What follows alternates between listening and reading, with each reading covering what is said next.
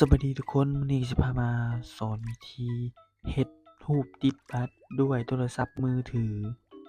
จะมีวิธีใดๆนั้นเดี๋ยวเราเบิ่งกันเลยก่อนอื่นเราก็เข้ามาที่ Google ของเราเลยแล้วก็พิมพ์คำว่า Cutout Pro เมื่อขึ้นมาแล้วเราก็กดคลิกเอาตัวนี้เลยหลังจากนั้นเราก็เข้ามาที่จ้ำ3เม็ดข้างข้างหัวมือแล้วเราจะเห็นคำว่า Solution และเราก็มาจ้ำที่ ID Photo Marker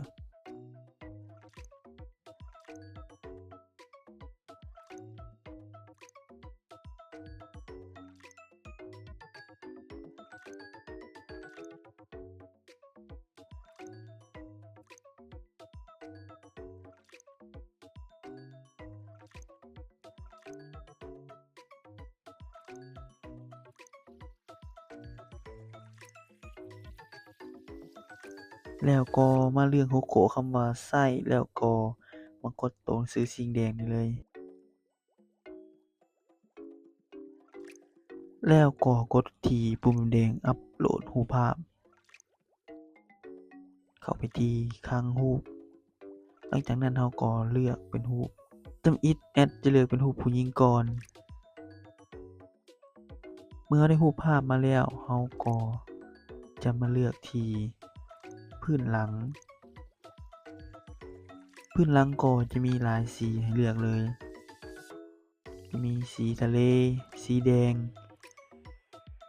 ส่วนแอดเองก็จะเลือกเป็นสีฟ้า ส่วนเสื้อผ้าเราก็คลิกมาใส่ที่รูปเสื้อผ้าหลังจากนั้นเราก็เลือกที่ Wonder Woman นะทุกคนนี่เลย Woman หลังจากนั้นเราก็เลือกเสื้อผ้าที่เราต้องการเลย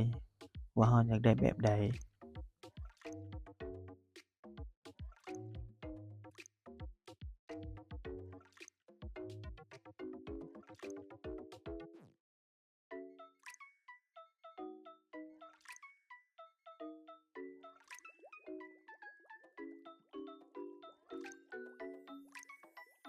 หลังจากเลือกเรียบร้อยแล้วเราก็มากดที่รูปคัดนี่เลย หลังจากนั้นเราก็เลือกตามขนาดที่เราต้องการเลย ทุกคนลองปรับลองเบิ่งว่าอยากได้รูป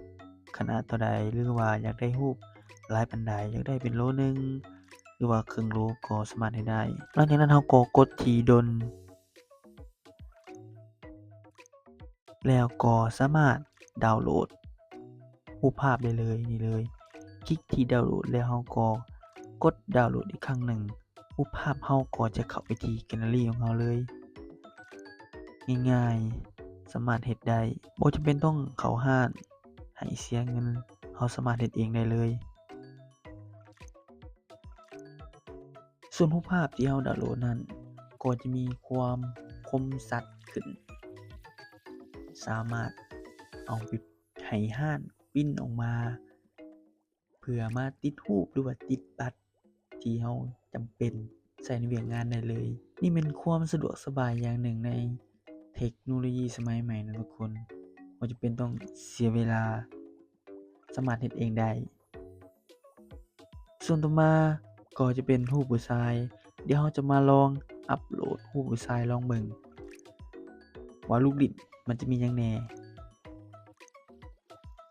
เมื่อเราอัปรูปผู้ชายลงแล้วเราก็จะมาเลือกเป็นพื้นหลังที่เราต้องการเลยส่วนแอดเองจะเลือกเป็นรูปพื้นหลังที่เป็นสีแดง